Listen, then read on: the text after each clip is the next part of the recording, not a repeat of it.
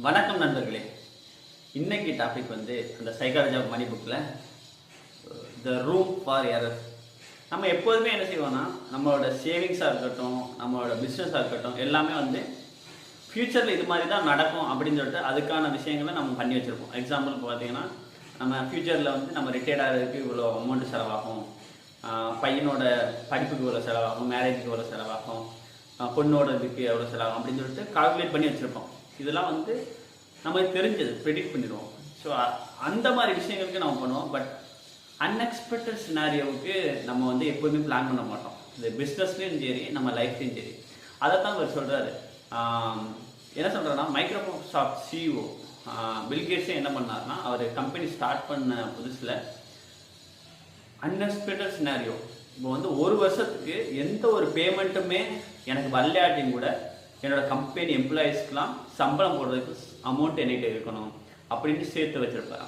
So இது வந்து தான் ரூம் ஃபார் எரர். எப்படின்னா, இந்த விஷயம் வந்து நடக்குது, பட் ஸ்டில் இது நடந்தாலும் நான் ஹேண்டில் பண்ண முடியணும் அப்படின்னு சொல்லிட்டு இது பண்ணுறாரு. ஸோ இந்த சேம் சினாரியோ வந்து நம்ம ஜென்ரேஷனுக்கு கொரோனாவில் வந்துச்சு. நிறையா பேர் வந்து இந்த விஷயத்தை எக்ஸ்பெக்ட் பண்ணவே இல்லை. திடீர்னு கொரோனா வந்துச்சு, நிறையா பேர் பிஸ்னஸை வந்து ஷட் பண்ணிட்டு போயிட்டாங்க. ஏன்னா இவங்க வந்து இந்த இதை ப்ரிடிக்ட் பண்ணவே இல்லை. ஏன்னா நார்மலாக வந்து இவ்வளோ பிஸ்னஸ் நடக்கும், இவ்வளவு சம்பளம் கொடுத்துருவோம், இவ்வளவு நம்மளுக்கு ப்ராஃபிட் வரும் அப்படின்னு தான் நினச்சிட்டு இருந்தாங்க. சடனாக வந்து எந்த பிஸ்னஸும் வராமல் இருக்கும், நிறையா பிஸ்னஸ் வந்து மூடிட்டு போயிட்டாங்க. ஸோ அதே மாதிரி நார்மல் பீப்புளும் என்ன பண்ணாங்க, அவங்க வந்து டெய்லி வேஜஸ், டெய்லி வேலைக்கு போய் தான் சம்பாதிச்சு சாப்பிடணும்னு இருந்தவங்களாம் பயங்கரமான டிப்ரெஷன் போயிட்டாங்க. இந்த மாதிரி மந்த்லி சேலரி வாங்குறவங்களே நிறையா கஷ்டப்பட்டு தான் அந்த இடத்துல மூவ் பண்ணாங்க. ஸோ இது மாதிரி பிரச்சனைகள் வர்றதில் அவர் என்ன சொல்கிறாருன்னா, இந்த மாதிரி விஷயங்களுக்கும் நம்ம வந்து ஒரு ரூம் ஃபிக்ஸ் பண்ணணும், கொஞ்சம் சேவிங்ஸோ ஏதோ நம்ம எடுத்து வச்சுருக்கணும் அப்படிங்கிறாரு.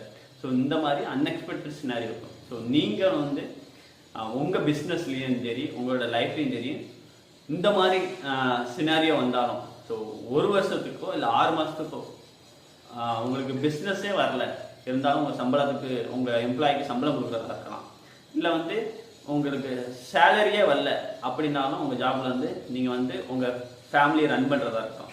ஸோ இது மாதிரி விஷயங்களை வந்து ப்ரிடிக்ட் பண்ணி அதுக்காண்டி கொஞ்சம் அமௌண்ட்டை சேர்த்து வைங்கன்னு சொல்கிறது. இதுதான் ரூம் ஃபார் எரர்னு சொல்லிட்டு அந்த பக்கங்களில் அந்த ஆத்தர் வந்து சொல்லியிருக்காரு, சைக்காலஜி ஆஃப் மணி. இந்த கான்செப்டை பற்றி உங்களோட ஃபீட்பேக்கை கமெண்டில் போடுங்க. Thank you so much. Have a great day.